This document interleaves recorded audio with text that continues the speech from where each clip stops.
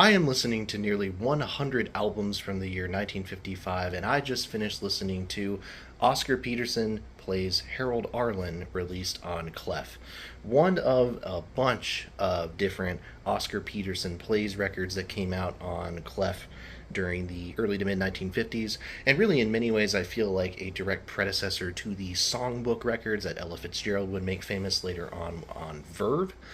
And once again, I think Oscar Peterson, if you ever heard him play, you know that the floor of quality is really high. He's such an interesting and engaging and stylistic pianist who draws from so many different influences. And this record, particularly, I hear a lot of his bluesier side come out in tracks like Blues in the Night, certainly, but even other ones.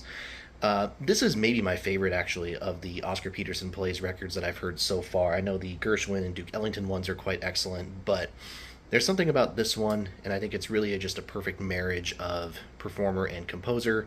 Harold Arlen's songs have that sense of life and lightness to them, but also allow Peterson to explore his darker side on tracks like Stormy Weather.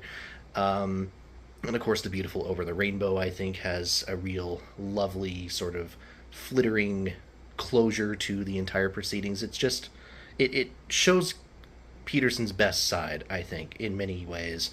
And while I still don't know that this is like absolutely top shelf stuff from this year, I think if you were looking for a gateway to this era of Peterson, I think this is a pretty good place to start. There will be other records we'll talk about in future years that I think are even better than this, but Oscar Peterson Plays Harold Arlen, really great trio record, highly worth checking out.